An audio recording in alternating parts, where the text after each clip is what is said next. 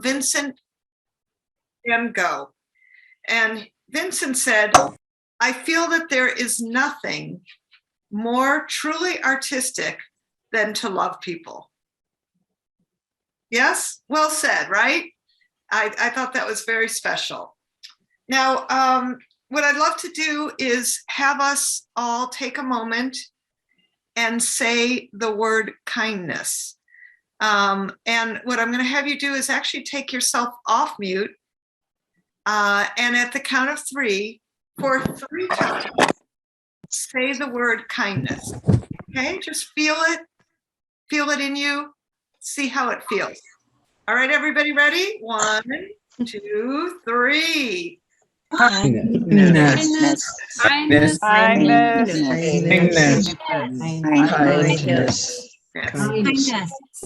Kindness. Beautiful. Thank you. You know, it is Random Acts of Kindness Week, which kind of cracks me up because personally, I think we need to have Conscious Acts of Kindness Week.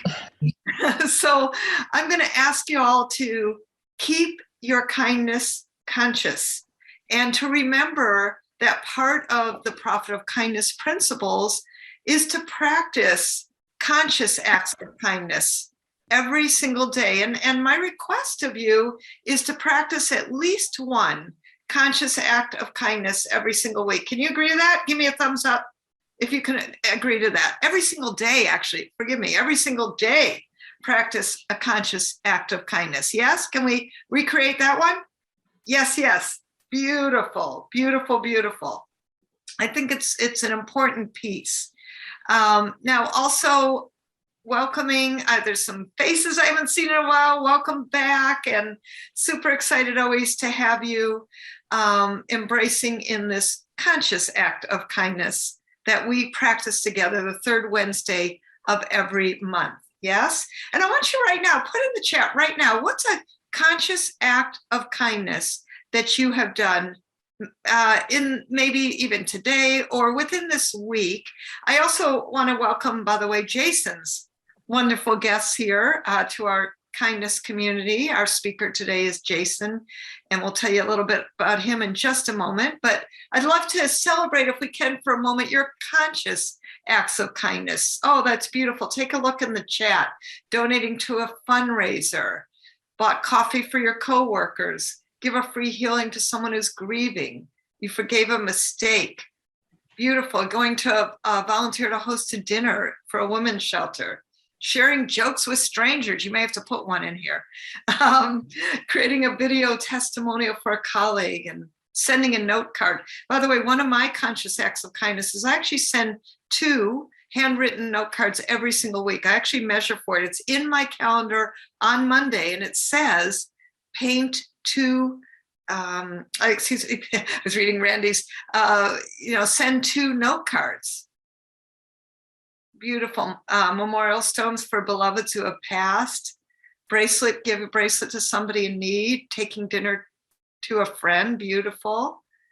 Helped a lady. It's Valentine's Day. We're all taking a love in the wind. I love that. That's great, CJ. That's fun.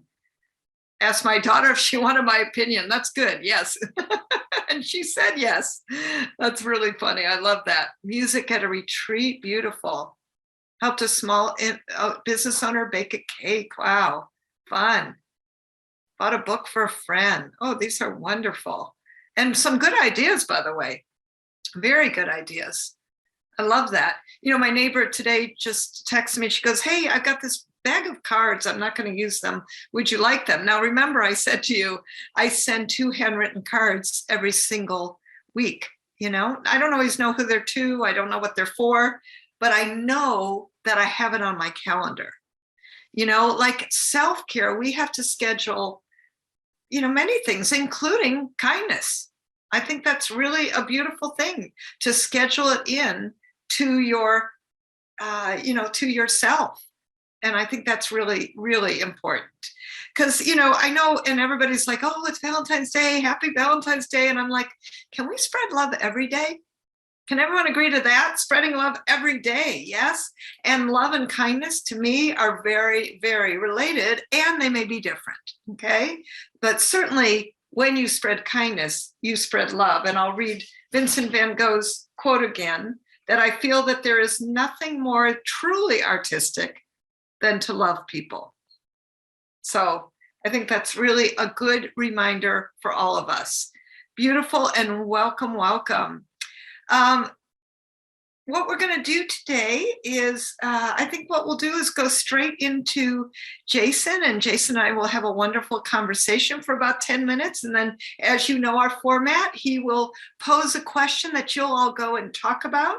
And then our next circle will be a lead generating circle where we help and support each other with leads and referrals. Okay, so that's how we're going to roll today. And we're going to invite Jason up. Mary Beth, are you ready with his wonderful bio? Terrific. Welcome. I am indeed. Jason, welcome. Come on up, so to speak. I know Mary Beth is adjusting us. So good to have you. And I thank Randy Pizer, who's also here in this wonderful circle, for introducing us, and super excited to have you today and have a conversation about your fun and wonderful project that you've been doing. And Mary Beth will read your bio, and then we'll engage in conversation. Sounds good. Yes, welcome, Jason. Jason Candler is a father, a grandfather, and truly a big kid at heart. Like his favorite author, Og Mandino, he works as a life insurance consultant for a national company. His passions include spending time outdoors with his family and friends, whether it's exploring new hot springs or swimming in Lake Tahoe, cooking, photography, training Brazilian Jiu-Jitsu, which he currently holds a purple belt, or traveling the world. He shares the $5 difference wherever his journeys take him. When he's not busy exploring his passions, he can be found cheering for his favorite team, the Seattle Seahawks. Welcome, Jason. Jazz hands, everybody. Thank you so much. Well, thank you, Jason. And can we get, if we are right into it, tell people, what did you do with the $5 difference? Tell us what that project is. So the $5 difference is really started as an experiment with a classroom full of fifth graders after I read a book called Happier Money. And in that book, they talk about how when we give to others, we're rewarded mentally, physically, and even emotionally. And there were some experiments that they did, and I wanted to do some experiments of my own. And so I decided that I would go give a presentation to a classroom full of fifth graders. And the twist was that I would give each participant $5 with one rule, that they were not allowed to save it. They could spend it on themselves or someone they know or someone they don't know in their communities, and see how big of an impact they could actually make. So that's actually how it started. And then from there, that was the inspiration for the book and now nonprofit. So it's really grown from there. It's been absolutely incredible. Wonderful. And what's the book called? It's called The $5 Difference: How to Change the World with Your Spare Change. And it is available for pre-order right now. It's not published yet, but it is available for pre-order. It is with the printer right now as we speak. So it's pretty exciting stuff. Oh, beautiful. And we'll actually post that. Does Mary Beth have that link? We'll make sure to post that for you. I think so. Beautiful. And Mary Beth, why don't you post that now if you haven't? If not, Jason will have you do that. But here's my question. What made you decide to do this? Like, what was the inspiration for that? I can't really say where the inspiration came from. I had a few conversations about this. I've done interviews where I've been asked this question, and I can't really say specifically where the inspiration came from. I've heard so many theories over time that, God speaks to people, or the universe, just puts out what it needs to have take place. And so whatever it is your belief is, it was just, you could say it was divinely inspired. You could say it was inspired by the universe, or whatever you want to say. So I can't really pinpoint it, but I do know that from that initial presentation, things have just grown. Different conversations that I've had have led to, oh, you should write a book to tell the story about this. Oh, you should continue to do more presentations. And so that's where the nonprofit idea came from. When I when I originally went into that classroom full of fifth graders, I had no intention of writing a book or starting a nonprofit or continuing to do presentations that I've been doing, or even speaking like I am right now. I had no intention of doing any of that. So I can't pinpoint it down to one thing of how, I was inspired by it or anything like that. It's just kind of snowballed since that first presentation with that class full of fifth graders. And I would say they were my inspiration. And what they did was the inspiration for the book. And I'll share a little bit about that with during the presentation and stuff. So let me ask you, what did the kids spend the money on from that first classroom? What they spend the money on? So there were 31 students in that class, and we talked about different ways that you could spend money. You can spend it on yourself, you can spend it on someone you know, or you can spend it on someone you don't know. Those are really the three basic ways to do that. So I had them give general ideas on how they could spend in each one of those categories. So when I came back 30 days later to find out how they spent it, one of the students gave it to their mom for gas because she was working 2 jobs. And the student said that she was always buying gas. She was always out of gas. And I guess if you're always out of gas, it's better than, always having gas, but that's a different story. One of the students gave it to his dad for a karma box. And a karma box is kind of like a little mailbox that has non-perishable goods. And people will stock those with like bottles of water, hand sanitizer, canned foods, and things like that. And then people that need them can come and take them as needed. One student found 50 travel shampoos and conditioners at a garage sale that the person was just getting rid of. And she sweet talked the person into giving her all 50 travel shampoos and conditioners for just the $5. And then she went with her parents and donated them to homeless people in our community.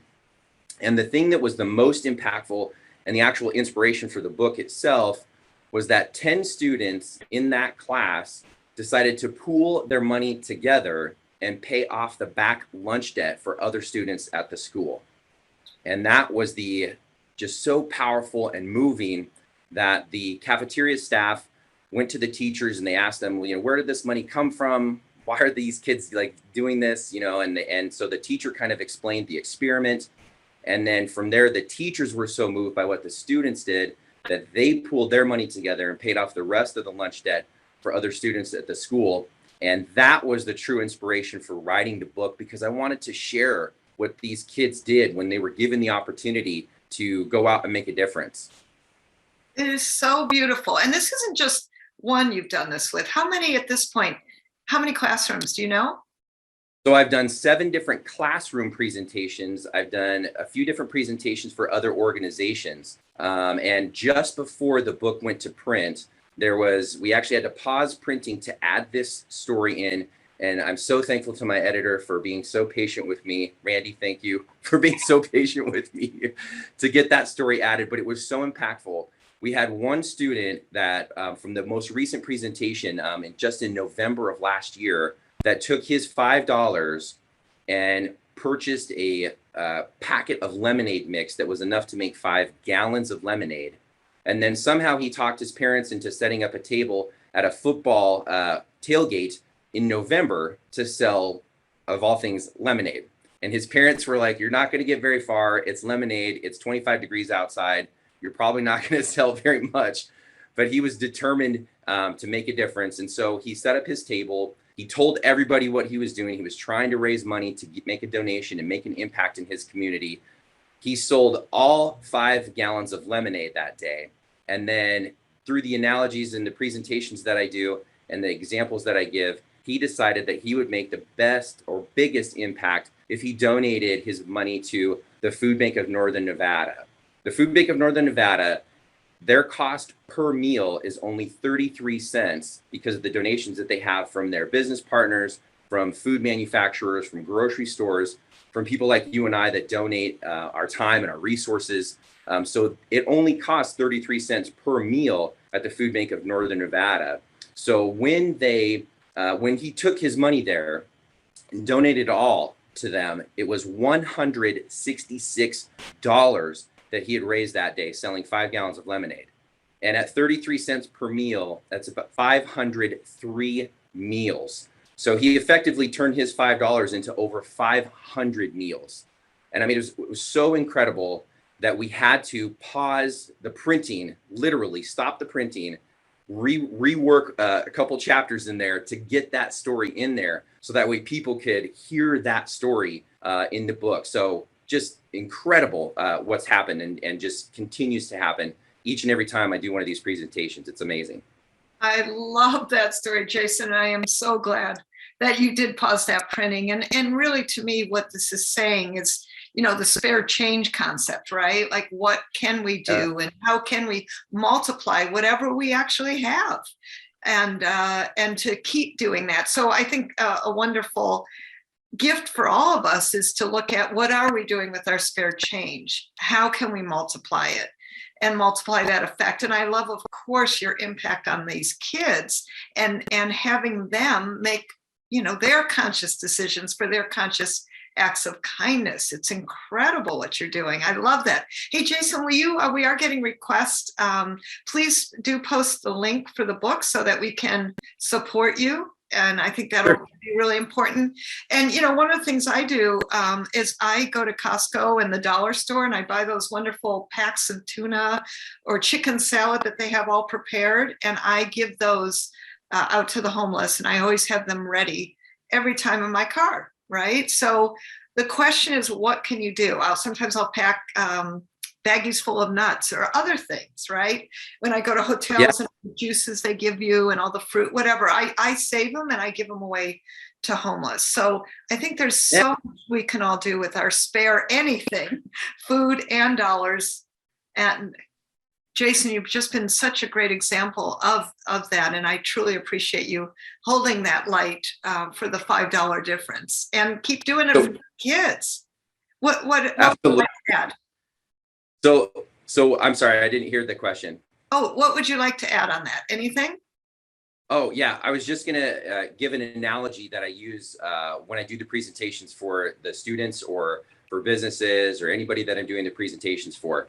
And it's kind of an analogy to prove that our money doesn't matter, but what we put it into does. And the analogy that I use when I do these is a gallon of gas.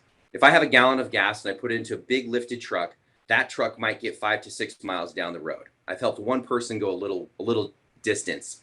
If I put that same gallon of gas into a scooter, that scooter might get 50 to 60 miles down the road. So now I've helped one person go a little bit further or make a little bit of a bigger impact. But if I take that same gallon of gas and I go home and I put it in my lawnmower, how many neighbors' lawns can I mow in my entire community? And now I've created an entire community of positive impact, or a community of difference, using that same gallon of gas. And so with that analogy, I tie it into real world examples. So the examples that I usually give are, I can give somebody $5 in the coffee drive-through behind me. That's like me putting a gallon of gas in a big lifted truck. It helps one person in a small way, made their day. Or I can take my $5, for example, and go donate it to the Humane Society, where it can help animals with their food or with their bedding or with medical care or things like that.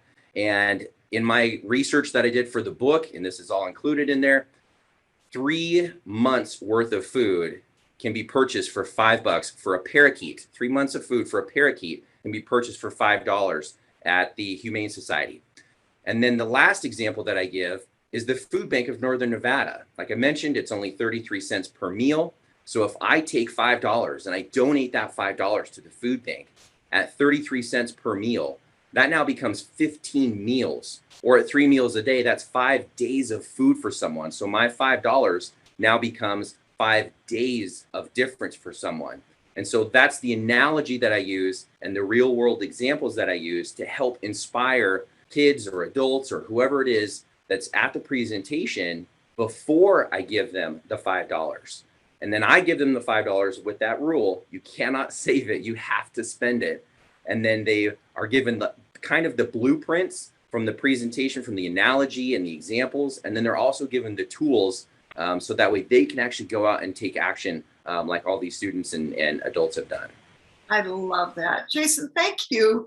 Thank you so much for really demonstrating, right? Really demonstrating the difference small actions make. Yes. Can everybody give them jazz hands for that? Woo-hoo. Yes, yes. And Jason, I know you know that we go into circles, and you're going to, if you would, pose us a question. What can we discuss in our wonderful first small group? All right. So I know I'm supposed to give one question. One or question. One question. Or one final thought. But if it's all right with you, Jill, and if it's all right with everyone else, I'd like to pose 3 questions. They're brief, they're very short, 3 questions, but they all tie into the same concept. So is that all right with everyone? Go for it. All right. So the first question is, if you were at one of my presentations and I gave you $5 with that same rule that you have to spend it, the first question is, how would you spend it? The second question is, how big of an impact do you think you could make with that $5? And the last one is, how do you think it would make you feel? Wow. Okay, Mary Beth, hopefully you heard those questions. She's going to write them in the chat. So to remind you all, which would be great. Oh, thank you, Randy. Thank you so much. Randy's, who's Jason's editor and wonderful, amazing woman, is writing them, and so is Mary Beth. Okay, so they are in the chat. What we're going to do is we're going to have 5 people per breakout. You're going to have 2 minutes per person. The person with the shortest hair, would you please be the timekeeper? The person with the longest hair, would you please go first? And I want you to answer the question, timekeeper, please keep everybody on time, because we got lots to discuss here. And I want you to make sure you can all answer the questions.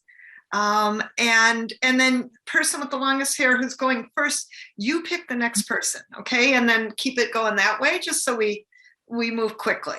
All right, 2 minutes a person, everybody. Have fun. Let's make a difference with your money, honeys. All right, ciao, everyone. We'll see you back in 12.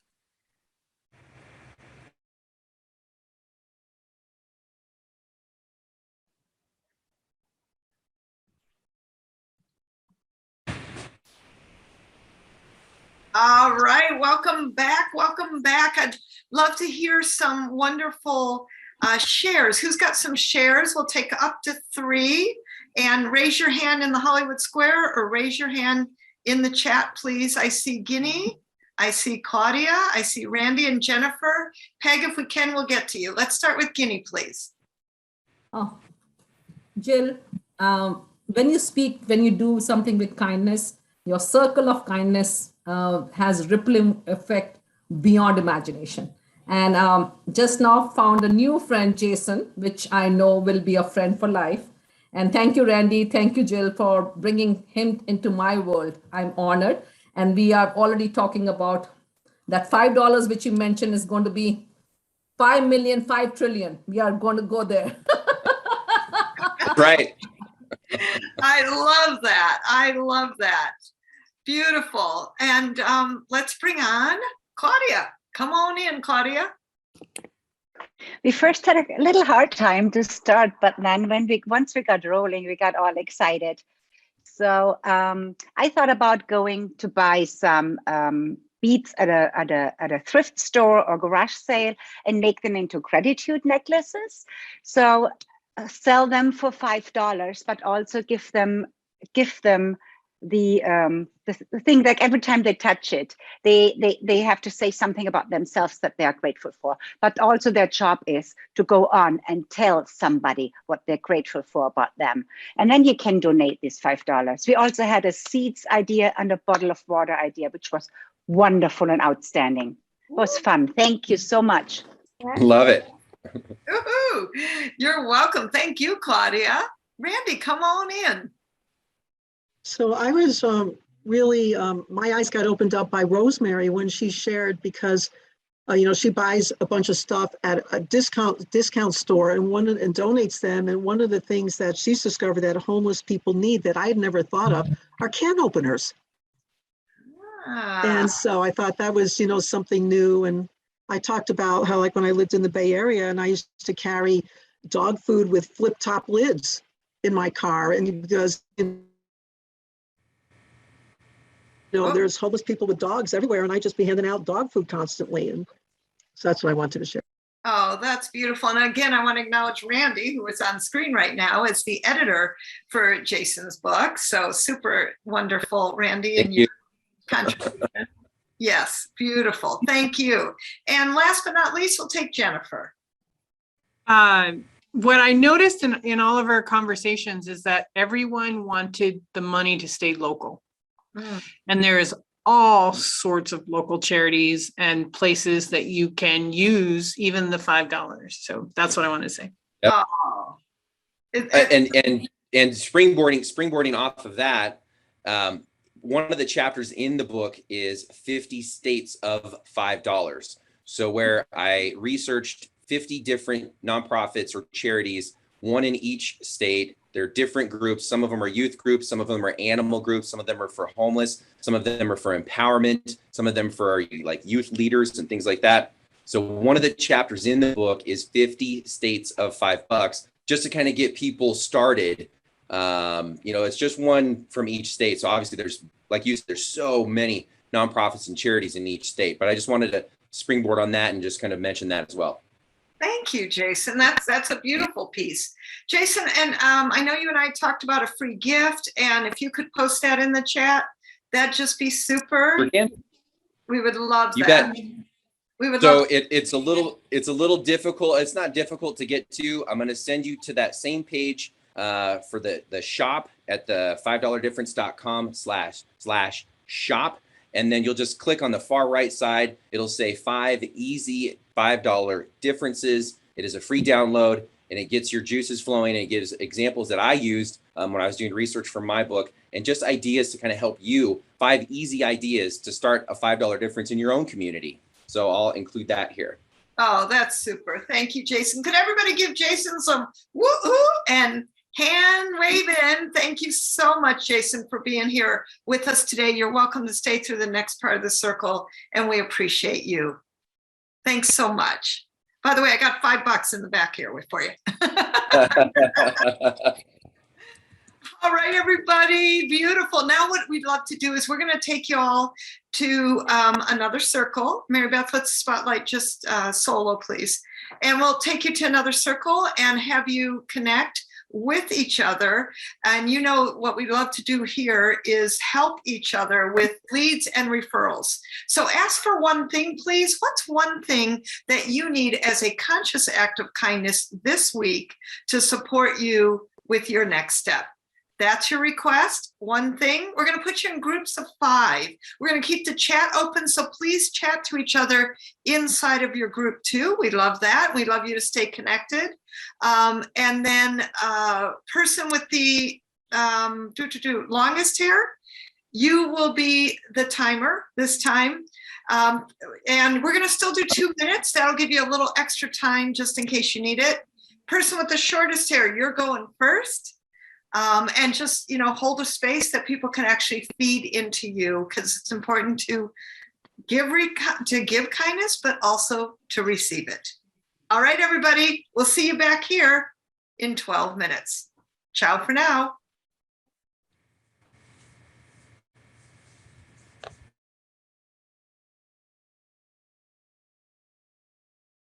Everyone.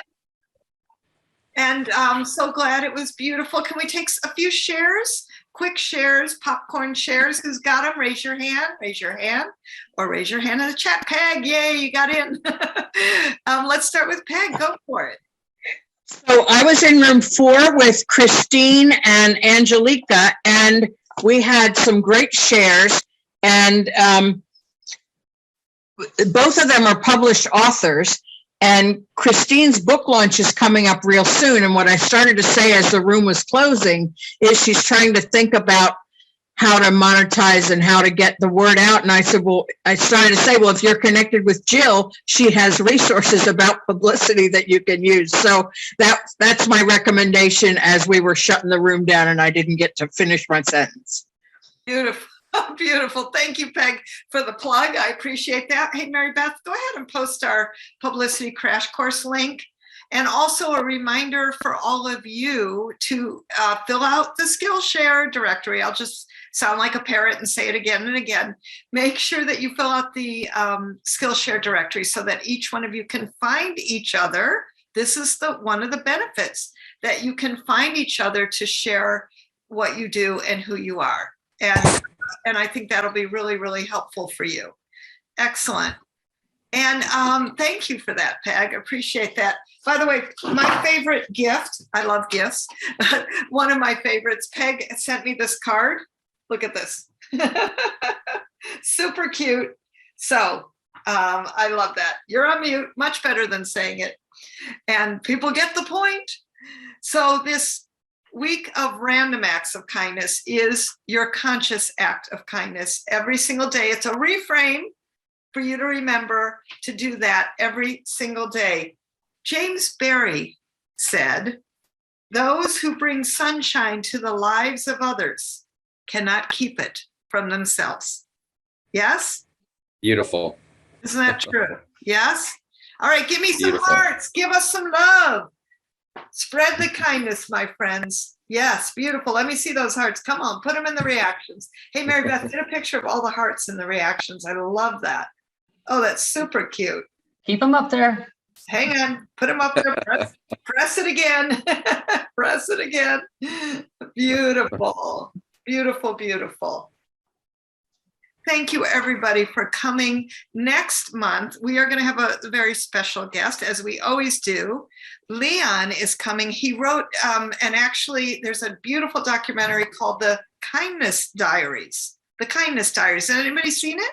It's actually been through two super great, I think at least 2 seasons, coming out with a big book very soon on a major publisher, and working on the next documentary series. So he's going to wonderfully tell us about his great adventures in kindness that he keeps as the Kindness Diaries. That's Leon Logothetis? Yes. Wow. He's awesome. Isn't that super cool? He is awesome. You landed him. That's fantastic, Jill. Good job. Thank you. Thank you. I'm delighted. So make sure you put this in your calendar. Mary Beth, can you please put next month's date on there? It would be great. And actually announce it too for the people who like to hear it. Yes, it's Wednesday, March 16th at 10 a.m. Pacific, 1 o'clock p.m. Eastern. As you know, we meet the third Wednesday of every month at the same time. Yes, so put it on your calendar. It's a date, my friends, a kindness date with you, yourself, and I. Jason, thank you again. You're magnificent. We appreciate you. And let's give ourselves all hugs. Give Jason some jazz hands. And you all have a beautiful and kind and blessed month. We'll see you next month.